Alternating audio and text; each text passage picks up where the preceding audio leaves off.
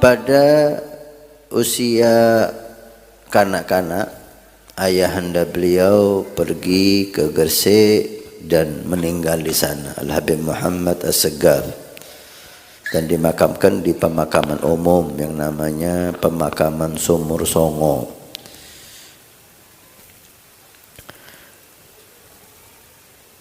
Dipeliharalah dan didiklah beliau oleh ibunda yang mulia sampai umur 8 tahun. Beliau diminta untuk berangkat ke Hadramut, ke kota Siwun tepatnya, karena di situ ada paman-paman beliau dan banyak ulama, aulia yang akan mendidik beliau dan menjadikan beliau manusia yang mulia. 8 tahun, usia 8 tahun, ibunda tercinta harus rela membiarkan sang anak yang istimewa untuk menuntut ilmu di negara orang. Ada kisah yang sangat indah sebelum kedatangan Al-Habib Abu Bakar di kota Siwun.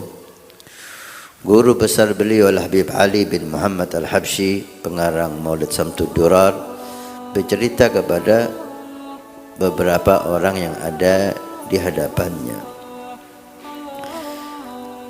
Ada 3 manusia, kata Habib Ali, maqamnya sama, halnya sama, dan namanya pun sama. 3 orang, namanya sama, maqamnya sama, halnya sama. Yang pertama, kata Habib Ali, kamu tidak ikut di zamannya, yaitu Al-Habib Abu Bakar bin Abdullah Al-Idrus sahib Aden, karena udah sangat lama sekali. Yang kedua, kamu mengikuti zamannya tapi di akhir hidup beliau, yaitu Al-Habib Abu Bakar bin Abdullah Al-Attas, guru dari Habib Ali Habsyi sendiri. Dan yang ketiga, nanti kamu akan menjumpainya di akhir hidupmu, yaitu Al-Habib Abu Bakar bin Muhammad As-Segaf yang kita ceritakan sekarang. Ketika di akhir hidup orang ini, sebelum kedatangan Habib Abu Bakar bin Muhammad As-Segaf, orang saleh ini bermimpi Rasul sallallahu alaihi wasallam dengan menggandeng anak kecil, menuntun anak kecil. Seraya beliau berkata dalam mimpinya, aku datang kepadamu dengan membawa anakku atau cucuku yang saleh, Abu Bakar bin Muhammad As-Segaf. Terbangun orang ini gembira bermimpi Nabi dan penasaran siapa Abu Bakar Muhammad As-Segaf. Hari kedua juga seperti itu, bermimpi dengan mimpi yang sama. Berjumpa Nabi dan Nabi mengatakan, aku datang kepadamu dengan membawa anakku atau cucuku yang saleh, Abu Bakar bin Muhammad As-Segaf. Sampai 3 kali atau 5 kali, sampailah Habib Abu Bakar di kota Siwun, dan berjumpalah orang yang mimpi itu dengan Habib Abu Bakar. Langsung ketika melihat wajah beliau, beliau mengenalinya. Wajah ini yang dibawa oleh Nabi SAW dengan menyatakan, aku datang kepadamu dengan cucuku yang saleh, Abu Bakar bin Muhammad As-Segaf. Kisah ini menunjukkan keagungan dan ketinggian derajat beliau Al-Habib Abu Bakar bin Muhammad As-Segaf. Bagaimana riayatun Nabi SAW, perhatian Nabi SAW kepada beliau. Dalam usia 8 tahun udah dapat perhatian dari Nabi SAW. Beliau belajar di Siwun dengan guru-guru mulia di saat itu. Banyak sekali para aulia, para salihin, paman beliau sendiri, dan juga Al-Habib Ali bin Muhammad Al-Habsyi, dan guru-guru mulia yang lain yang tidak bisa kita ceritakan di acara singkat ini.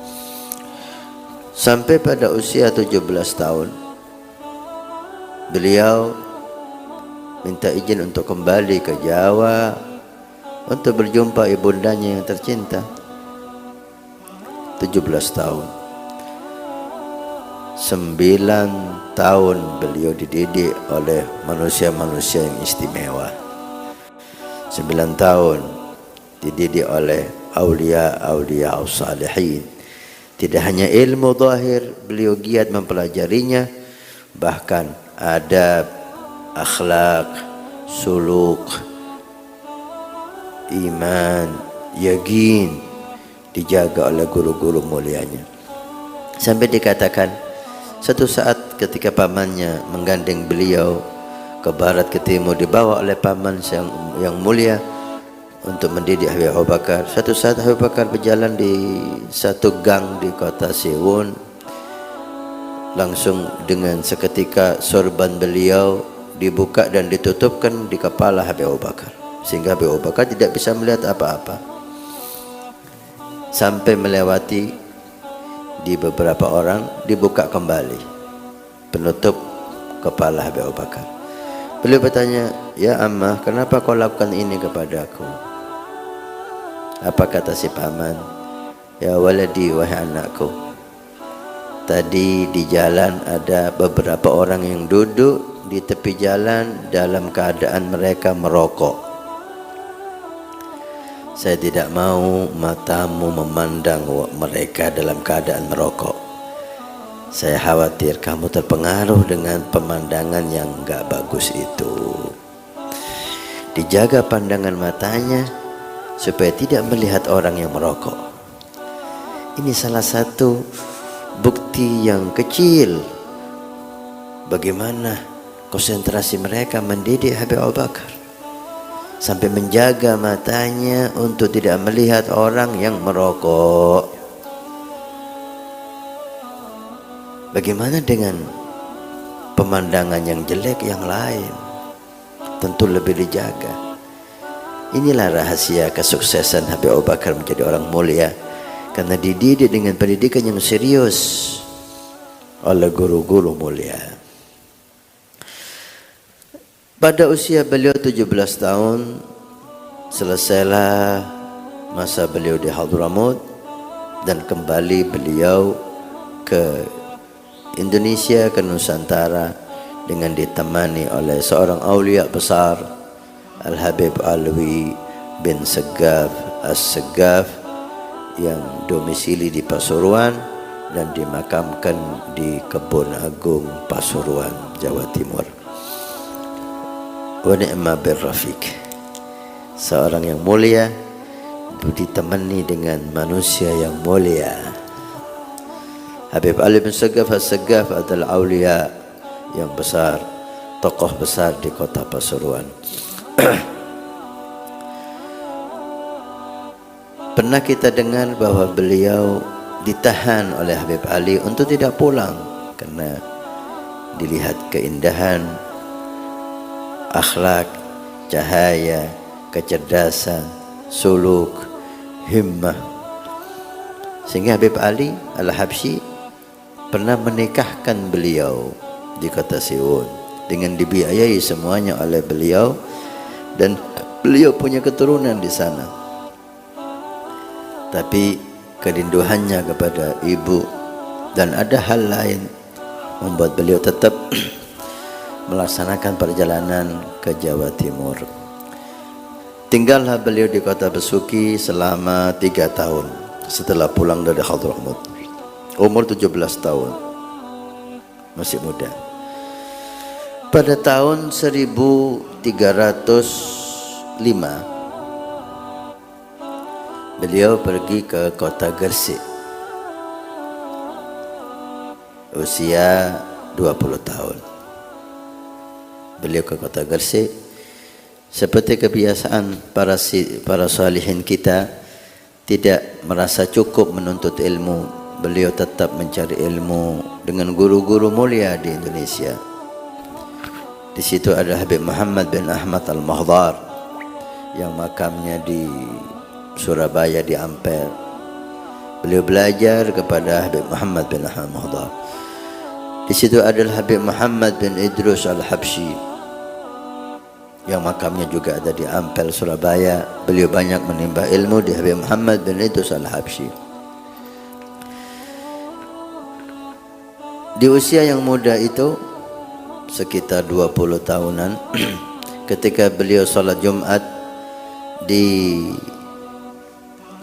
Masjid Jami' Gresik, beliau mendapatkan isyarah Rabbaniyah, isyarah dari Allah Subhanahu wa Ta'ala untuk khulwah. Untuk khulwah adalah isyarat seseorang masuk ke satu tempat dan di situ hanya beribadah kepada Allah, terputus hubungan dengan manusia siapapun. Isyarah Rabbaniyah yang begitu kuat dan begitu jelas membuat beliau keluar dari masjid dan masuk ke kamar di rumahnya dan tidak keluar lagi selama 15 tahun. 15 tahun tidak ada aktivitas kecuali sholat, zikir, Quran, dan ibadah-ibadah yang lain. 15 tahun tidak ada dunia sedikit pun. 15 tahun tidak ada komunikasi dengan manusia. 15 tahun hanya berdialog dengan Allah Subhanahu wa Ta'ala. Setelah 15 tahun, guru mulia beliau Habib Muhammad bin Idrus Al-Habsyi datang ke Habib Abu Bakar dan seraya berkata, "Wahai putraku, keluarlah kamu dari khulwah, karena aku telah minta izin kepada Allah 3 malam berturut-turut aku khususkan munajat untuk Allah memberi izin engkau keluar dari khulwah." Itu dilakukan oleh Habib Muhammad bin Idrus Al-Habsyi untuk supaya Habib Abu Bakar bisa memberikan manfaat kepada masyarakat di Surabaya dan sekitarnya. Maka dikeluarkanlah Habib Abu Bakar oleh Habib Muhammad bin Al-Habsyi dari khulwahnya dan dibawalah ziarah ke makam Habib Alwi Hashim di Masjid Jami' yang sekarang makamnya di samping Habib Abu Bakar, dan kemudian dibawa ke Surabaya menghadiri Madrasah Ihya seraya beliau berkata, "Aku keluarkan Habib Abu Bakar dari khalwah untuk engkau lihat wajahnya, untuk engkau ambil berkahnya dan ilmunya." Dan banyak aulia mengatakan, lihatlah kepada Habib Abu Bakar karena melihat Habib Abu Bakar adalah suatu bentuk ibadah. Wajah yang begitu indah dan bersinar, yang 15 tahun tidak ada aktivitas kecuali berdialog dengan Tuhannya Allah Subhanahu wa Ta'ala. Mulailah beliau berdakwah, mengajar, mendidik dari kota ke kota, dan banyak majlis yang beliau rintis.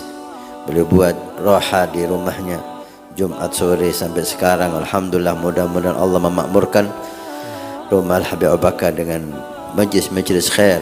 Beliau buat di Surabaya, beliau buat di kota Bangil Habib Abu Bakar As-Saggaf yang diteruskan oleh putranya Habib Hussein, dan sekarang diteruskan oleh putranya Ustaz Ahmad bin Hussein bin Abu Bakar As-Saggaf.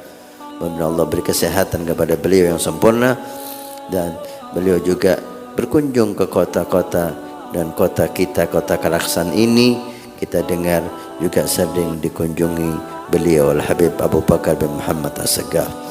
Beliau pergi ke Bondowoso kepada gurunya Habib Muhammad bin Idrus dan keliling dari kota ke kota untuk ziarah kepada ulama di kota itu, menimba ilmu kepada tokoh yang di sana dan memberikan manfaat kepada mereka. Hakada hayatuh, dakwah, ilmu, ibadah. Dakwah, ilmu, ibadah.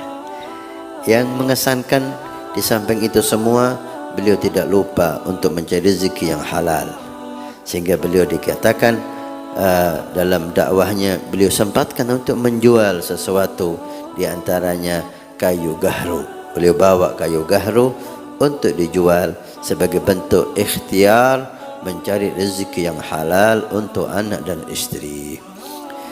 Demikianlah para salihin kita. Kesibukan dakwah dan ibadahnya tidak melupakan mereka untuk mencari rezeki yang halal dengan tangannya. Sampai diceritakan ketika di Bangil di tempat Habib Abu Bakar As-Saggaf, setelah selesai acara semua, beliau bukalah gahru dengan berbagai 3 macam gahru. Ada yang mahal dan ada yang agak murah. Datang seseorang muhibbin yang menawar gahru yang mahal dengan harga yang murah. Beliau mengatakan, kalau mau yang murah, yang ini. Yang ini mahal karena lebih harum dan lebih bagus. Akhirnya si pembeli ini mengatakan, ya khair Habib, saya beli juga yang mahal, nggak apa-apa, barokah. Kata Habib Abu Bakar, kalau ingin barokah, kamu hadir ihya, kamu hadir majlis, barokah. Tapi ini untuk memberi makan anak istri saya, mencari rezeki yang halal. Kamu barokah, ingin barokah, gak usah beli, hadir majlis, dapat berkah. Ini pelajaran penting bagi kita, bagaimana seseorang yakunu iffah, dia merasa terhormat dengan mencari rezeki sendiri, tidak menunggu pemberian dari siapapun. Inilah kehidupan Habib Abu Bakar, ilmu, ibadah dan dakwah. Ilmu, ibadah dan dakwah. Dalam kalamnya kalau kita pelajari, beliau sangat gigih dalam thariqah salafun salihin. Bahkan saya dengar dari seseorang sendiri yang mengalaminya, beliau sangat gigih sampai suatu saat beliau tidak senang ketika ada orang pakai kopiah hitam.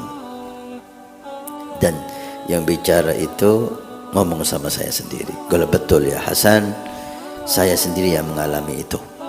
Ketika saya pakai kopiah hitam, disuruh lepas oleh Habib Abu Bakar dan diganti dengan kopiah putih. Ini isyarat bahwa beliau betul-betul mempertahankan dan ingin anak-anaknya dan para pencintanya berjalan di jalan salafun salihin. Beliau mengatakan, semua yang aku dapatkan sumbernya dari para salafus salihin. Bercerita tentang Habib Abu Bakar tidaklah habis. Lautan ilmu, lautan akhlak, lautan maqam. Mudah-mudahan Allah memberikan kepada kita keberkahan beliau. Beliau manusia biasa, tapi beliau punya semangat yang tinggi. Beliau dididik oleh manusia-manusia mulia, tidak menjadi Habib Abu Bakar. Habib Abu Bakar kecuali dengan pendidikan yang serius dari orang-orang yang ada di sekitarnya, dan dengan kesungguhan beliau, istiqomah beliau, mujahadah beliau, jadilah beliau seorang ulama, aulia yang sangat tinggi maqamnya di sisi Allah Subhanahu wa taala.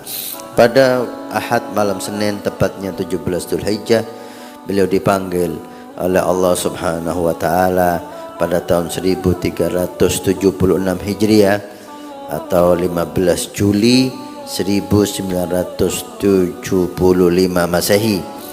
Pada usia 91 tahun beliau dipanggil oleh Allah Subhanahu wa taala dalam keadaan Allah rindu dengan beliau, karena beliau rindu dengan Allah Subhanahu wa taala. Nabi bersabda, man ahabba liqa Allah ahabballahu liqa'ah. Siapa yang senang berjumpa dengan Allah, maka Allah juga senang berjumpa dengannya. Ada kisah yang menarik. Beliau ada wasiat ketika jika aku meninggal dan jenazahku keluar dari rumah, maka iringi jenazahku dengan rebana. Kenapa? Karena Rasulullah SAW hadir dalam jenazah itu, maka beliau ingin Rasulullah disambut dengan rebana. Bisa dibayangkan akan timbul fitnah, gimana jenazah diiringi dengan rebana, tala al-badru alaika. Tapi karena itu wasiat dilaksanakan walaupun hanya sebentar. Ketika jenazah keluar, ditabulah rebana dan kemudian dibawalah jenazah itu ke tempat beliau, pemakaman beliau yaitu di samping Masjid Jami' Gresik, Jawa Timur, di sebelah Al-Habib Alwi Hashim As-Saggaf pada usia 91 tahun seperti usianya Sayyidina Al-Imam Syekh Abdul Qadir Al-Jailani alaihi ridwanullah. Dan alhamdulillah beliau meninggalkan banyak putra dan mereka para salihin.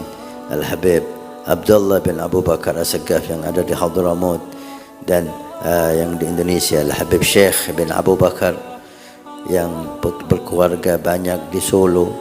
Kemudian Al-Habib Ali bin Abu Bakar yang keluarganya banyak di Gresik dan meneruskan maqam rumah Habib Abu Bakar Gresik dari keturunan Al-Habib Ali bin Abu Bakar dan Al-Habib Saggaf bin Abu Bakar As-Saggaf yang beliau domisili di Keraksan dan membangun pondok pesantren Az-Zahir yang ada di Widoro Keraksan. Dan ada Hababah Raqwan binti Abi Bakar bin Muhammad As-Saggaf, perempuan salihah. Alhamdulillah Al-Faqir sempat bertemu dengan Hababah Raqwan ini. Mudah-mudahan Allah Subhanahu wa taala mengangkat derajat mereka semua dan Allah Subhanahu wa taala berkahi anak cucu-cucu Al-Habib Abu Bakar bin Muhammad As-Saggaf. Allah jaga mereka, Allah berikan kepada mereka ilmu, istiqamah, keimanan, ketakwaan seperti Allah berikan kepada kakeknya. Dan Allah tidak mengharamkan kita berkah wali min aulaillah. Ini sekilas yang bisa kita katakan di majlis yang penuh berkah ini. Mudah-mudahan Allah memberkati kita berkat aulia.